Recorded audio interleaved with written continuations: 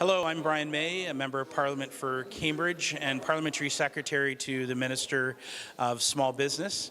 I'm here today at the CASA conference. We're just finishing up the fireside chat and talking about Black entrepreneurs in Canada.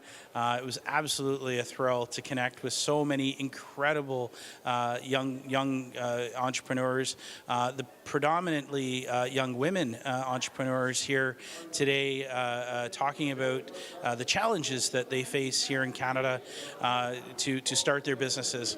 And it was incredible to be able to share the work that the government is doing to support Black entrepreneurs with the Black entrepreneurship strategy.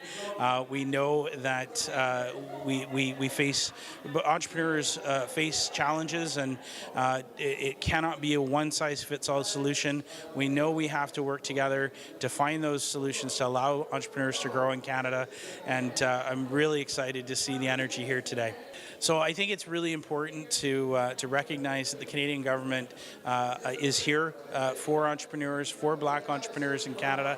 We have a number of programs. There's a number of hubs across Canada that are supporting entrepreneurs in every sector. I met folks in the tech sector. I met folks in retail, individuals that are in the food sector here today. The biggest message I want to get across to people is to know that they can succeed as a small business and grow that business into a larger business here in Canada. My name is Olushola Oyelade. I'm an architect from Toronto area, originally from Nigeria. As you are aware, today is African Day. In Canada, we are celebrating the Africans and Africans in diaspora who are in Canada.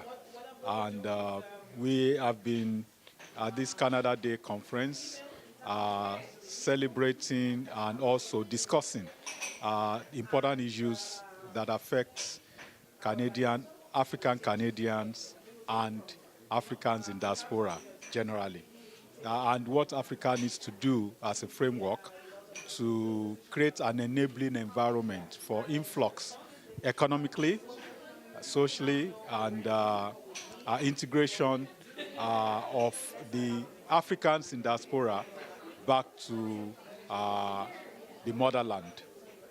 And we have also been discussing how Canadian government can be of help, invest more in Africa, and help the Africans to leverage technology and all the advancement that has been made in the West, in the continent of Africa, so that Africa too can develop and begin to produce like other nations of the world.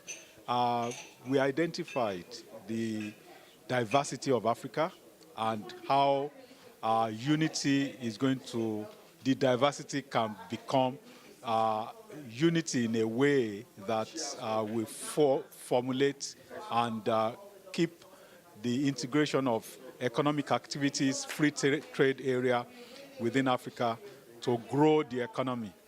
For instance, a French national with a French passport can access more areas in Africa than an African who is carrying an African passport. You know, if to go from one country to the other, it takes a tremendous loss of time and wastage to seek visas and all that. This should be liberalized among nations so that there will be freedom of movement around the continent, both for humans and goods. The same way, that will promote economic activities among nations. If Africa can even trade among themselves alone, the trade is humongous, and it will just be an icing on the cake when they trade with outsiders. So a lot of stuff have been achieved today, and we are hoping that the part that Canadian government needs to scale up on, they are already doing it.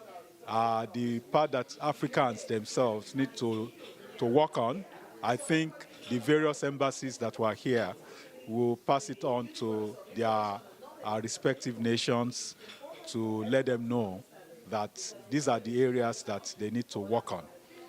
Overall, I think we are making progress, and I think Africa is moving forward, and I think